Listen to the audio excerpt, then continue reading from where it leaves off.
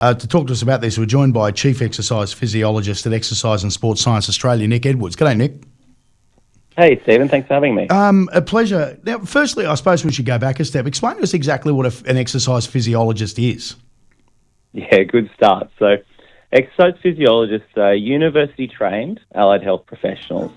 We use exercise to help improve or reduce the signs of chronic disease.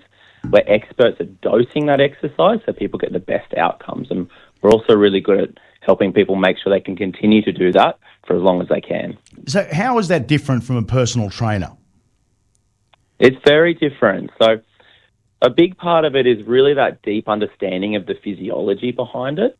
So myself, I've worked really extensively in community rehab and hospital settings. So I've worked a lot with people after heart attacks, open heart surgery, lung conditions as they're going through cancer. So we can be really scientific in the way we dose the exercise and make sure that we can balance a whole host of things that are also going on with the body. Okay, so I guess, when we look at personal trainers, it's more about, maintaining intensity, whereas you're looking at the actual physics of the movement, and I imagine intensity is probably not always the right answer.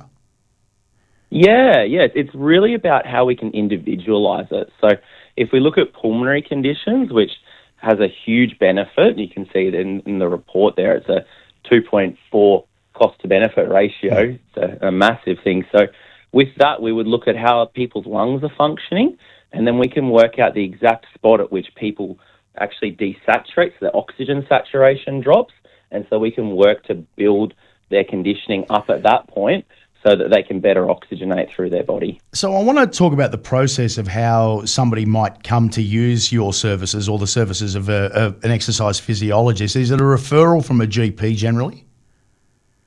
It varies. So I've worked in hospitals, I've worked in community rehab, I've worked in allied health practices. Often we will get referrals from general practice or other allied health specialists, but people can also self-refer in. They can get billed through Medicare, DVA, NDIS, and private health.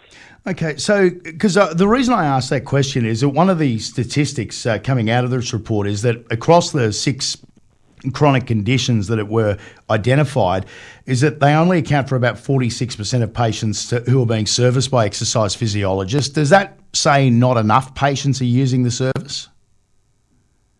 Yeah, we want everybody exercising ideally. We want no chronic disease, and that's exercise physiologists are such a key part of that. So we could only pick 6 conditions. There was a great one with diabetes as well, but we do think that we need more people out there doing their exercise, and exercise physiologists help to support people to do that.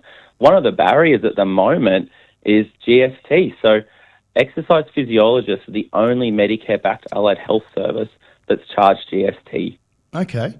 I want to ask, there's an interesting thing that I've picked up here, is that, and I get what you're saying about things like pulmonary and cardiovascular issues and musculoskeletal issues. That, I guess that's pretty obvious to most people. But mental health conditions, how do you target an exercise program to deal with mental health issues? So it would be looking at where the person is in their journey at the time. So we've known, I think people know this a lot, that when they go and exercise, they feel better. Yeah. We've known now from a lot of the stats that have come out, it's really, really beneficial to ourselves from a mental health perspective. We know people feel better, they feel more confident, they're less anxious and less depressed. There was a great study years ago that compared a medication, it was a small study that compared a medication that people take for depression to exercise, and the exercise was more beneficial over 6 to 9 months. From a physiological level, we know we get these great enzymes and endorphin release, and we know that it can be really, really beneficial for things like anxiety and depression. Yeah, okay. So what do we do with this report now, and what outcomes are you looking for? Well, I mean, I can imagine if we know what the cost of living is like at the moment. If I was Albo or Mark Butler, I'd be doing cartwheels looking at this report, and we know that this is such a fantastic way to help. We know that it's helped the people for years and years and years, and now we know that it helps the tax system as well as productivity. The difficulty here is, and I say this to every single person that I talk to in the allied health field, We all know that prevention's better than a cure, but unfortunately we can't seem to get governments to realise if you spend a little bit of money now, you can save a lot of money down the track. It's always about that initial outlay for governments. How do we convince them otherwise? Well, this report is actually showing that we're going to save 940, or we are saving 940 million over 3 years, and that by better integrating, if we look at something like cancer, which is the highest benefit to cost ratio, $3 for every dollar invested, if we can integrate exercise physiology all through cancer services, people live longer, they get through the treatment better, they're less likely to have those adverse side effects. It makes huge benefits that make long-lasting benefits to the health system and the person. Nick, I would say it's a no-brainer, but unfortunately there's a lot of no-brains in politics these days. Nick, good to talk to you this morning. Thanks for your time. Thanks so much, Stephen. You have a great day. You too. Nick Edwards, Chief Exercise Physiologist at Exercise and Sports Science Australia.